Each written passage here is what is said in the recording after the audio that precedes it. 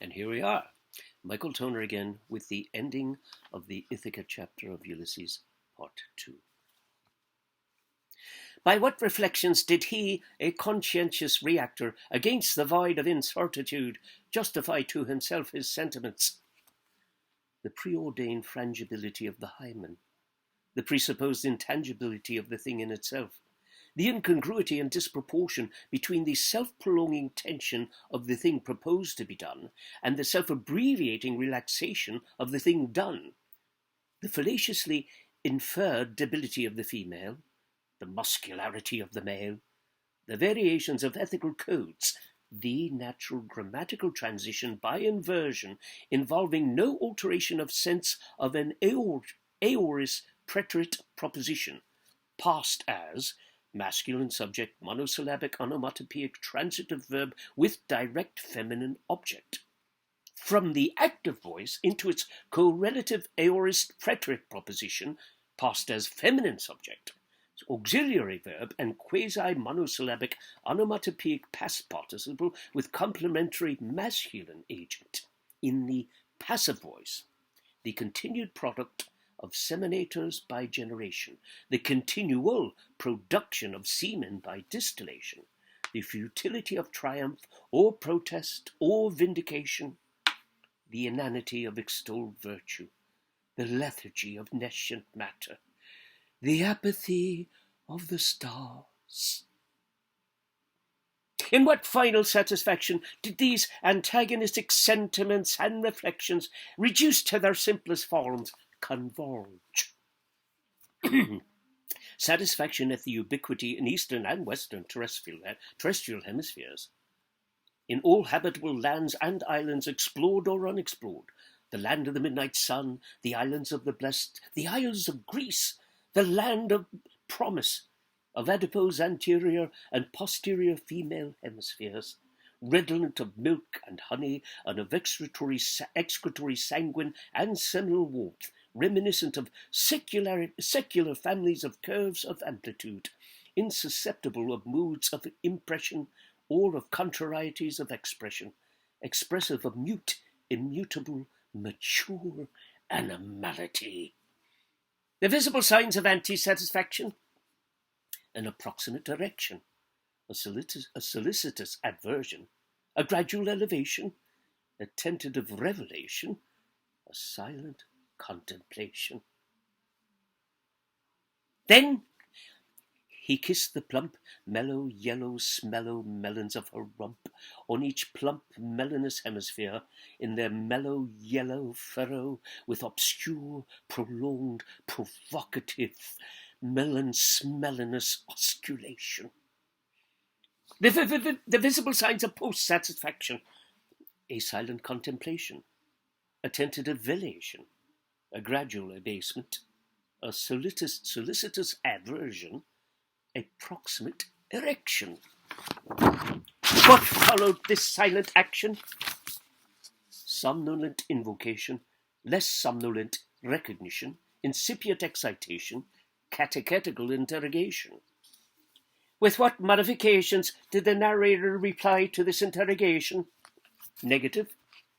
He omitted to mention the clandestine correspondence between Martha Clifford and Henry Flower, the public alteration at, in, and in the vicinity of the licensed premises of Bernard Kieran and Company, limited 8, 9, and 10 Little Britain Street, the erotic provocation and response thereto caused by the exhibitionism of Gertrude Gertie, surname unknown. Positive. He included mention of a performance by Mrs. Banman Palmer of Lear at the Gaiety Theatre, 46, 47, 48, 49 South King Street, an invitation to supper at Wynn's, Murphy's Hotel, 35, 36, and 37 Lower Abbey Street, a volume of pecaminos pornographical tendency entitled Sweets of Sin. Anonymous author, a gentleman of fashion. A temporary concussion caused by a falsely calculated movement in the course of a post-chanal gymnastic display, the victim since completely recovered. Being Stephen Dedalus, professor and author, elder surviving son of Simon Dedalus, of no fixed occupation. an aeronautical feat executed by him, narrator, in the presence of a witness, the professor and author aforesaid, with promptitude of decision and gymnastic flexibility. Was the narration otherwise unaltered by modifications? Absolutely. Which event or portion emerged as the salient point of his narration? Stephen Dedalus, professor and author.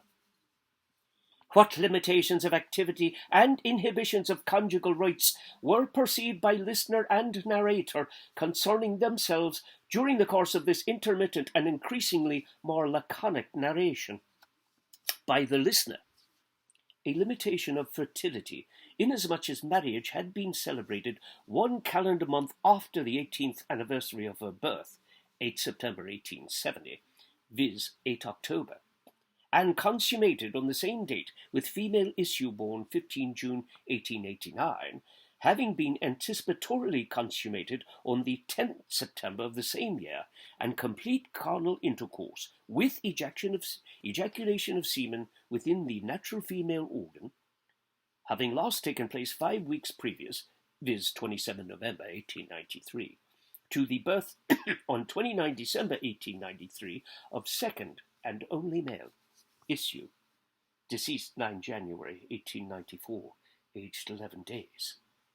There remained a period of 10 years, 5 months and 18 days, during which carnal intercourse had been incomplete, without ejaculation of semen within the natural female organ.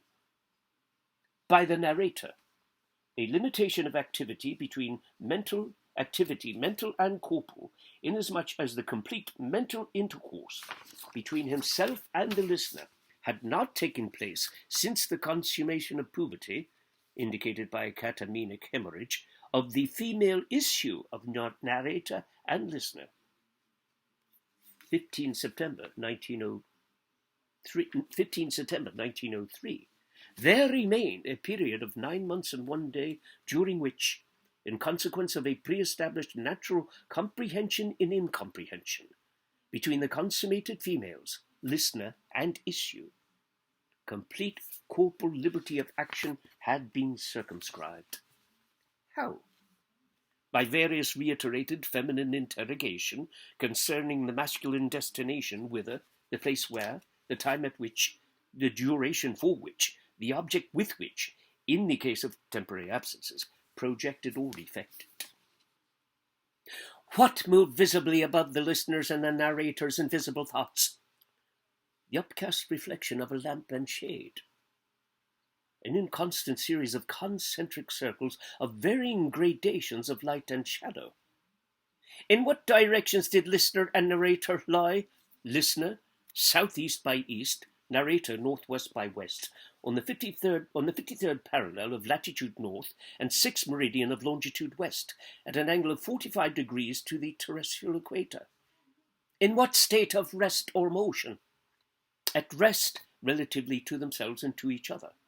In motion, being each and both carried westward, forward, and rearward respectively, by the proper perpetual motion of the earth through ever-changing tracts of never-changing space. In what posture? Listener, reclined semi-laterally left hand under head, right leg extended in a straight line and resting on left leg, flexed, in the attitude of Gaetellus, fulfilled, recumbent, big with seed.